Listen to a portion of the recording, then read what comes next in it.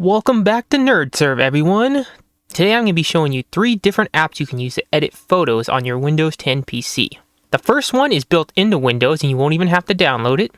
The second one you'll have to download from the Microsoft Store. And the third one is a little more complicated, but I'll leave a link in the description below. So let's get started. Bam! So like I said, the first one is built into Windows already. So all we have to do is find it. Let's go to our little search bar down here and type in Photos. Yes, there's a Photos app built into Windows. Life sometimes is that easy. That was easy. So give Photos a click, and it's going to bring us to the Photos menu and show all the photos and wallpaper you have on your computers. Like my wallpapers here, my old logo, some of my kitty cats, and more that I have. Let's choose a little Demon Slayer here. So when you find the picture you want to pick, give it a click, and it's going to take us here. And now we're going to want to edit it. So go to the top right here and hit Edit and Create. And then you're going to want to hit Edit. And we'll be in this menu here. Now you can play around with its size with this little border here. You can drag it to make it smaller. You can drag the sides to make it wider. Or you can drag the top to make it higher. And if you want to change it back to normal, just hit the Reset button here. And there's also some options up here too in Crop and Rotate. You can straighten it by playing with this little bar here. You can rotate it any way you want. You can flip it. And you can even change the aspect ratio here. You got original, widescreen, square, and all these other ones you can do. Like I said, if you want to reset it back, just hit Reset right here. So that's one of the options. As you can see, we're in Crop and Rotate. But now we can go to Filters. So let's go over to Filters. And in this filter menu here, you can auto enhance your photo by clicking on this.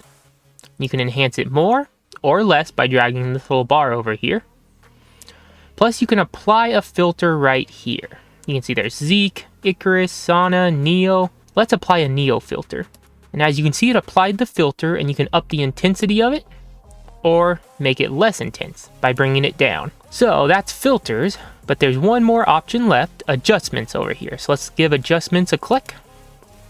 And this will allow us to change the light by making it brighter or darker, colors, making it more colorful, less colorful. And there's also clarity, make it more clear or less clear, and vignette to give it a black border or a white border. So those are some cool options you can play with. Plus you can also remove red eye and remove spots and blemishes.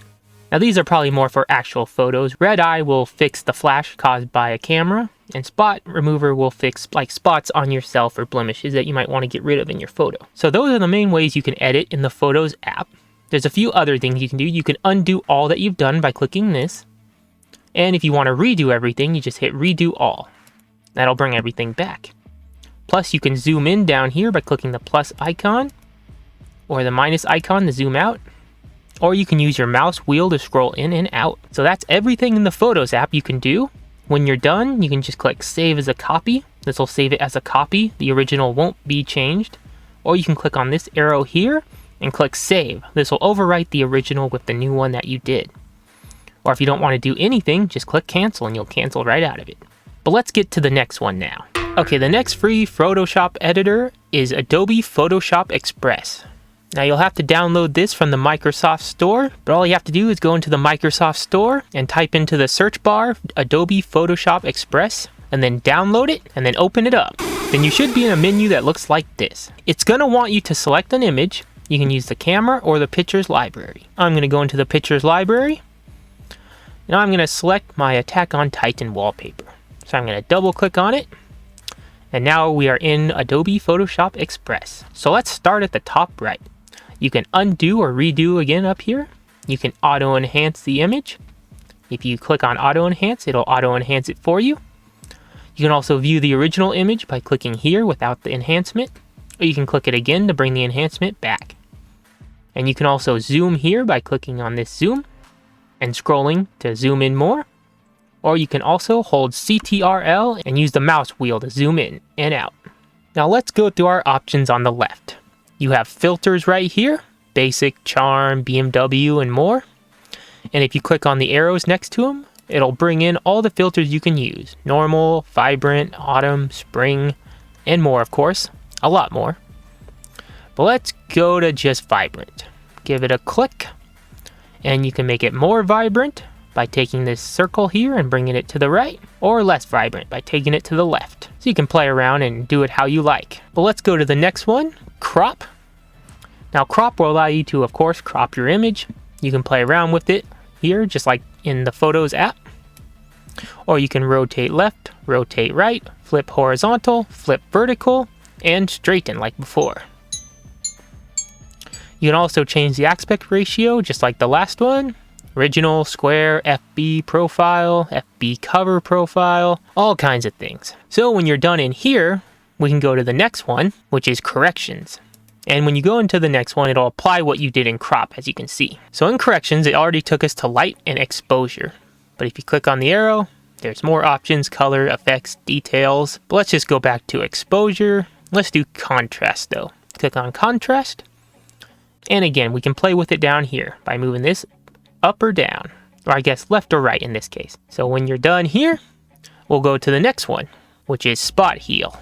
So click on it, and this will allow you to remove blemishes. You can change the brush size to be bigger or smaller, and then you just tap on an area on the screen and it'll fix blemishes. And if you give additional taps, it'll improve the precision. Of course, it probably works better on actual photos and not my wallpaper, but you get the drift. And then again, there's a red eye fix over here as the next one. You can fix red eye on people from the camera flash, or you can fix your pet's eyes too from camera flashes. So those are some options. And then the final one, borders. You can apply a basic border, edges, or frames. And again, you just click on the arrows, and you can do like film, and do rough edges, you can do edge strokes, any one you want to do. And again, if you want to undo any of your stuff, just do the undo button here, and it'll undo everything, or the last thing that you did. And then you can also redo. And then when you're happy with your photo or all done, all you have to do is click save/share. You can save the picture, share it, or print it. So yeah, that about wraps it up for Adobe Photoshop Express. But I got one more free Photoshop editor I want to show you. The most powerful, the most complex, and you'll have to download it. So like I said, I'll put a link in the description, and the free editor is called Gimp. So once you download Gimp, open it up. And this is Gimp, everyone. Probably the most powerful free photo editor you can get. So I'm not going to do a whole advanced tutorial on this right now, but I'm going to show you a few things to get you started in Gimp. The first thing I want to show you is the stuff up here. You can have fonts, brushes, gradients. So this top right lets you switch between different things that you can choose. I always keep it on fonts though. And down here you have layers. I'll get back to that in a bit. Your canvas will be here in the middle. You have a bunch of options up here. Your tools are right here. Your foreground and background color are here, and you can switch them by hitting this little arrow here. And your tool options are right here. Yeah! So let's bring in a picture now. So to open a picture, you want to go to File. You want to hit New or Open, or you can just bring a picture straight into Gimp by dragging and dropping. And bam, a picture of my little kitty cat looking a little snotty right there. Okay, so the first thing I want to teach you is about layers. If you go over here, you'll see we have one layer, and that's the picture of my cat. But we're going to create a new layer. So let's go down here and click this button here, which is create a new layer and add it to the image. If you click on it, this menu will pop up here. You can name it. I'm going to name the new layer just background. And there's a bunch of options here, but the main one we want to look at is fill with. It's set to foreground color, but you can set it to background color, white, transparency, or pattern. But we're going to fill it with the foreground color, which right now is white. So click on foreground color and click OK. Now a white image popped up and the picture of the cat disappeared. The reason for that is the cat picture is below the white background. So whichever one is on top will be the one that's visible. Now you can click this little eye icon here to make it disappear, but you can also click it again to bring it back. That applies for anything over here in the layers section. You can do the cat and that, and it'll just be a transparent background. But let's bring them back, and let's put the background under the cat layer. So you can drag it to under the cat layer, or you can click on it and hit these little arrows down here to bring it up or down. Now you can see the background is beneath the cat layer, but we're going to put it back up by hitting the up arrow, and you can also change the opacity right here. by bringing it down, you can start to see the little kitty cat again. You can bring it all the way down, have a little up, or all the way up. But let's put it beneath the cat layer. And so yeah, that's how layers work in Gimp. The highest layer will be the one shown, and the bottom one will be under all the top layers. So with that out of the way, let's get to the zoom in function. You can zoom right down here by clicking this arrow. You can go to 800%, very far in, or you can go like to 12.5% and go really far back. And just like the other editors, you can use CTRL and the scroll wheel to scroll in and out. Okay, now that we got that out of the way, let's go through the tools we are going to use. The first one is the move tool here. And I want to tell you something about the tools. Each tool usually has another tool inside of it. So like right here, you can see it says move tool and also in group alignment. It's kind of cut off, but there's an M for the move tool or a Q for the alignment tool. Those are the shortcut keys. So if we go over here to the scale one, you can see a little better scale is Shift plus S, and also in the group, unified transform, rotate, shear, flip, perspective, 3D transform, and handle transform. And all of their shortcuts are over on the right. Shift S, Shift T, but if you want another way to get to them, all you got to do is right click and you can choose move or alignment. But let's go to move, and move just allows you to move the current layer you have selected. Now right now, it might not look like it, but I have the background selected. So if I click on the move, it's going to be moving the background behind the picture of my cat. But if I choose the cat picture, then I'll be able to move the layer that has the picture of my cat. And also, if you want to undo something that you did, there's an undo function in edit. It'll tell you the last thing you did too, undo move layer, and it's shortcut CTRL-Z. So we hit CTRL-Z, we'll redo that and redo the back layer. So that's the move tool, but now let's go to the scale tool. Now the scale tool will allow us to scale the layer we have selected. We click on the image, we can scale it with these little things here, or the side things here. We can move it with this center one here, or we can enter a specific number in width and height that we want here. We can also change it from pixels to percent, inches, anything else in here. Can also reset it, readjust it, but whatever you decide to do, let's scale it down a bit. You just have to hit scale when you're done, and it'll scale the image. And then you can hit the move tool, and then you can move it around. And now you can see the white background and the picture of my cat. Now let's do the rectangle select tool. The rectangle select tool, you gotta click and drag and it'll create a rectangle shape. And once you release, you can edit it by moving these things here, just like with the other tools, to change it how you want. But the one thing I learned about the rectangle select tool is it has the area in it selected. So basically what that means is when we do something, it's gonna be doing it in the layer inside the rectangle select. I'll give you an example of that by using another tool, the paintbrush tool. Paintbrush tool is right here. We click on it. We have a bunch of options down here, size, aspect ratio, angle, spacing, hardness, force, and some other ones down here. Size increases the size of the brush. And if you want to reset anything to default, just hit these back arrows right here. But let's paint in black. Now what I was talking about before is the area inside the rectangle is selected. So I'm going to paint inside of it, and you can see I'm painting it black. But if I move outside the rectangle, nothing comes through. Now this is a hard lesson I learned when I first started Gimp, and something I hope you guys remember is when you have something selected, it's usually going to prioritize that over anything. So if you want to paint outside this rectangle right now, so to do that, we're going to go up to select, and we're going to select none, or you can use a shortcut Shift CTRL-A, but click on none, and as you can see, the selection disappeared, and now we can paint all we want outside the circle. Okay, so like I was saying, that was something I had trouble with at the start. If you try to scale something, move something, and something else is selected and you don't realize it.